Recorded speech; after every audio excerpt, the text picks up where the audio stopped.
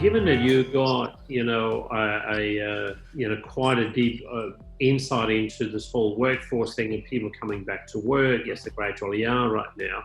One of the things that I was thinking about the other day, sort of in preparation for the call today, you know, we've seen over the last decade in particular, there's been this shift towards open plan working in the office environment.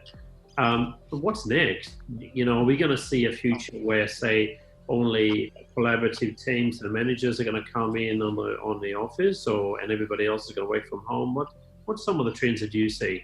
Yeah, it's going to be interesting because it's quite, people have been quite vocal about the fact that, some companies don't want their employees to come back to work, for either forever or for some time after this. There's, people going on alternate shifts and all of that discussion at the moment. But I think it'll definitely have an impact, long term, because it's proven to people that people can work productively from home. And I think, part of that element has been that management or owners have been, unsure of how people will work, autonomously. So I think that it's proven that everyone can do that. So I think it will have a big effect on, how organisations design their office space and look at floor plates. And I think, my view, if I think about my own companies, is I'd still, like a place where people can come together, management teams can come together and collaborate and meet, and,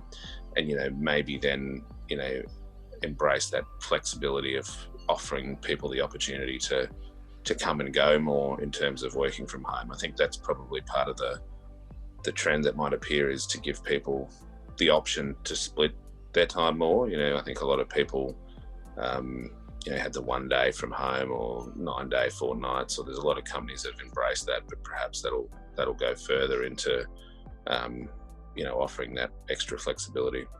So do you see that, how is that going to change, like, what you call the office culture?